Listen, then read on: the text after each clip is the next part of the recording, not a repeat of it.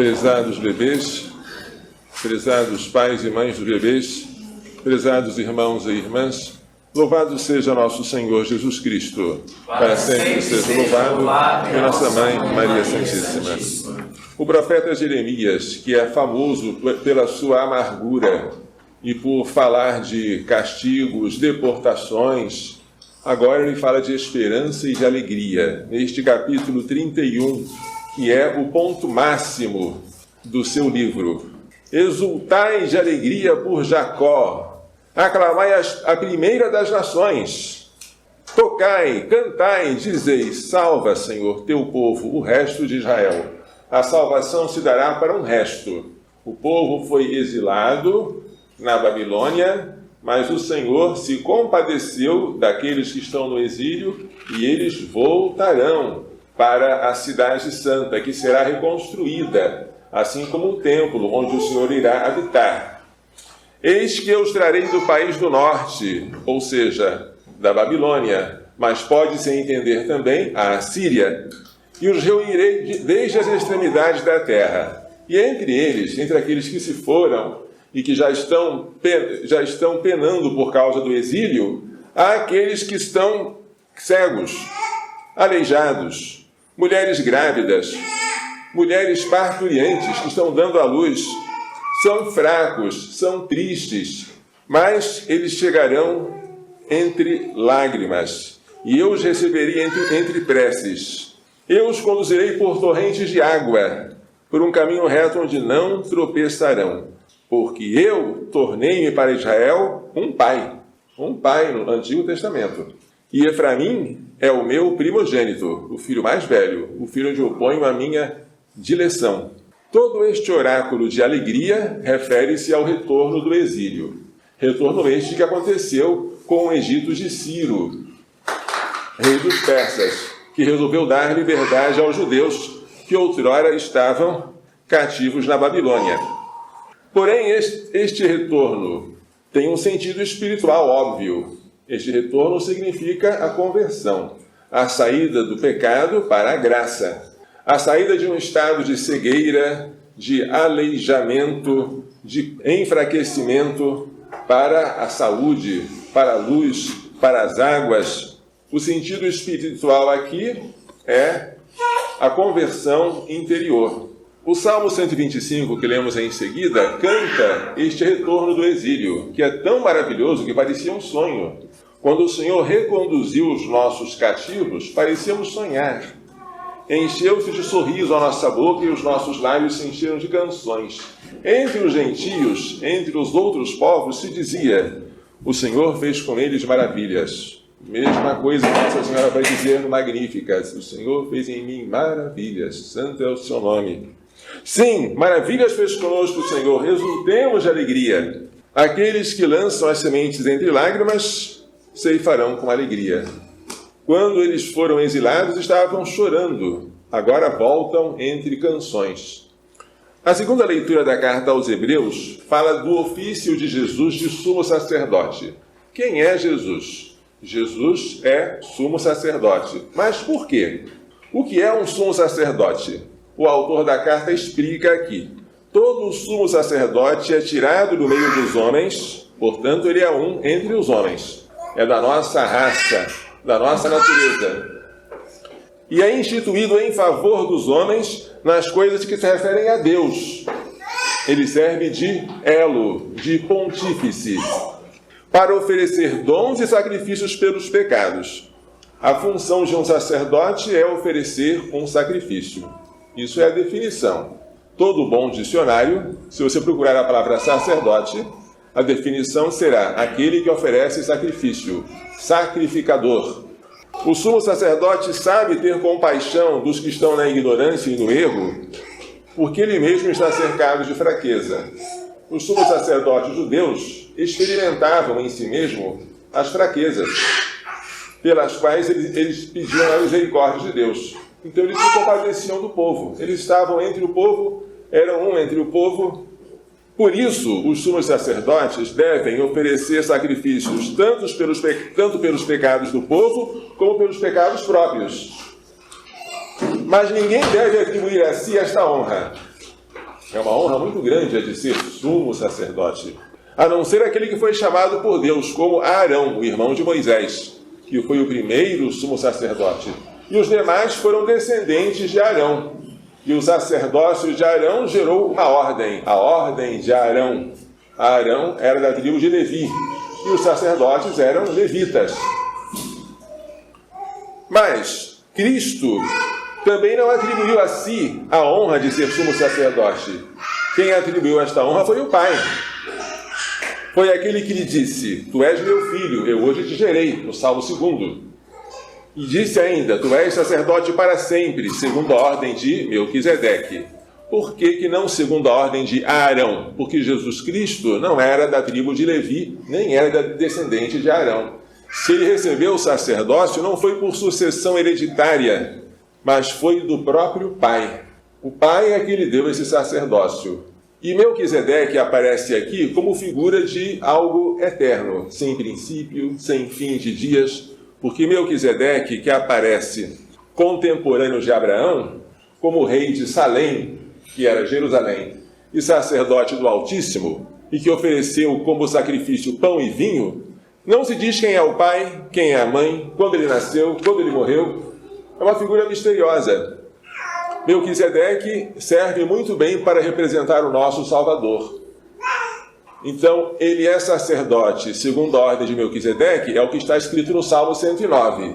E a explicação da carta aos Hebreus é porque Melquisedeque não tem genealogia. Portanto, Cristo não deve o seu sacerdócio a uma sucessão carnal, humana, mas a um desígnio do Pai. O Pai o tornou sacerdote. E tornou o sumo sacerdote definitivo, porque os antigos tinham pecados, ele não tem. Os antigos ofereciam sangue alheio, ele ofereceu o próprio sangue. Os antigos ofereciam sacrifícios muitas vezes, ele se sacrificou uma vez só e para sempre. Mas ele se sacrificou para quê? Por nós, para tirar os nossos pecados. E como nossos pecados podem ser os pessoais, que cometemos por vontade própria, e o original, que herdamos de nossos primeiros pais, Jesus veio nos purificar de ambos. E esta purificação se dá pelo batismo, que é o mais importante dos sacramentos, a porta de entrada na igreja, a incorporação a Cristo, que nos torna filhos adotivos, mas verdadeiros, de Deus.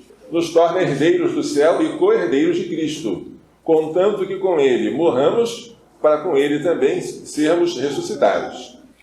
Aqui está no Evangelho uma história cujo desenrolar lembra a preparação de um catecúmeno para o batismo. A história é assim: Jesus saiu de Jericó e ao longo do caminho estava um cego que gritou: Senhor, tende piedade. Ó, cala a boca e sai daqui, você nos atrapalha. Mas com mais força ele gritou: Senhor, tende piedade. Este cego chamava-se Bartimeu, que quer dizer filho de Timeu. Ele era cego, estava em Jericó pedindo esmolas. Ele percebeu, porque ele não via, que Jesus ia passar. Deve ter sido pelo ruído. E então gritou assim: Jesus, filho de Davi, tem compaixão de mim. Mas repreendiam-no para que ele se calasse. Mas ele gritou mais forte ainda: Jesus, filho de Davi, tem compaixão de mim. Aí Jesus parou e disse: chamai-o. E a multidão agora encoraja-o. Coragem, levanta-te, Jesus te chama. Este cego que está procurando ver é o catecúmeno que está se preparando para o batismo. Essa comunidade que está encorajando o cego são os padrinhos, são aqueles que estão orando pelo catecúmeno para que ele possa receber a luz da fé. O cego joga o manto, ele se despe do homem velho para se revestir de Cristo. A nossa catecúmena, Maria Clara, vai revestir-se de uma roupa branca, que significa Cristo, e vai despojar-se do homem velho. Ele dá um pulo, esse salto significa uma reviravolta na sua vida. Não é alguma coisa contínua, é uma passagem radical. E ele foi até Jesus, é o seguimento de Jesus. Agora dá-se o diálogo. Que queres que eu te faça? Mas que pergunta? Essa pergunta é importantíssima, porque Jesus veio salvar os que querem ser salvos, veio perdoar os que se reconhecem pecadores e veio dar a vista aos que reconhecem que precisam da luz. Os orgulhosos que acham que já enxergam tudo vão permanecer na cegueira. Mas este reconhecia que faltava ali a luz e disse: Mestre, que eu veja. E Jesus disse: Vai, a tua fé te curou. No mesmo instante ele recuperou a vista e seguia Jesus pelo caminho. O catecúmeno, agora feito cristão, batizado, filho de Deus, agora segue a Jesus. Tudo isso é muito bonito, porque é usado na liturgia batismal. É hora de nós renovarmos os compromissos do nosso batismo. O despojamento do homem velho, o seguimento de Cristo, o pedido de que nós vejamos a luz, que nós veremos plenamente só no céu, o rompimento com todas as obras das trevas e, sobretudo, a fé de que Jesus pode fazer isso em nós. Nós somos fracos, nós somos a fraqueza em pessoas, mas Ele pode fazer em nós maravilhas se não encontrar em nós um coração duro. O verdadeiro batizado, o batizado coerente com o seu batismo, ele só tem uma vontade, ele só tem um desejo: obedecer. Vou repetir, e acho que se repetisse a vida toda não seria suficiente. O batizado, coerente com o seu batismo, quando lhe perguntam qual é a tua decisão, a resposta é: a minha decisão é obedecer. Ele sabe que a escravidão à vontade própria é terrível, e ele já se libertou dela e quer manter-se livre para sempre. Se Deus não lhe der um superior, o batizado vai pedir. Se Deus não lhe mostrar o caminho, o batizado vai pedir: Senhor, que eu não caminhe pela minha vontade, que alguém me mostre, um enviado teu. Quando nós vamos aconselhar gestantes, é comum, aliás, mais do que comum, quase é a regra, que a gente se depare com um coração que diz: olha, eu estou decidida. Só isso, para nós batizados, é absurdo. A nossa única decisão irrevogável é a de obedecer. Mas qual é a vontade de Deus? Eu não sei. Ele quer isso para mim ou quer aquilo? Eu estou decidida a abortar. Absurdo. Por que eu sou padre? Por obediência. Porque eu, consultando os que me cercavam, para não errar, cheguei à conclusão certa de que esta era a minha vocação. Então, eu estou aqui obedecendo. Mas tudo aquilo que nós fazemos, que não seja por obediência, se não for por orgulho, é por loucura, para nós batizados.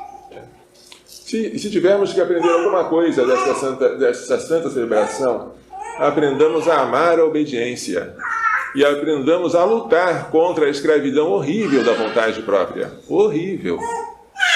Este tirano nos oprime e nos impede de sermos livres. Jesus, que sempre foi livre, é nele que nós temos a liberdade dos filhos de Deus, foi livre e obedecendo até a morte, e morte de cruz. Não há outra liberdade, só esta. Esta criança que será batizada vai receber a água e o Espírito, mas a perseverança no batismo vai depender do exemplo e da palavra dos pais, dos padrinhos, da oração de toda a comunidade. Ela vai receber a luz, mas esta luz não vai poder se esconder pelo pecado venial, nem se apagar pelo pecado mortal. Mas ela deve ser, de fato, brilhante, deve brilhar para que os homens, vendo as boas obras dela, glorifiquem o Pai que está nos céus. E esta luz, que na terra se chama graça, um dia vai frutificar em glória no céu. É o que nós desejamos para ela e para qualquer um, criança ou adulto, que venha a ser batizado. Que Maria Santíssima e seu castíssimo esposo São José nos façam entender e pôr em prática as belíssimas lições desta liturgia. Louvado seja nosso Senhor Jesus Cristo. Para sempre seja louvado, e nossa Mãe, Maria Santíssima.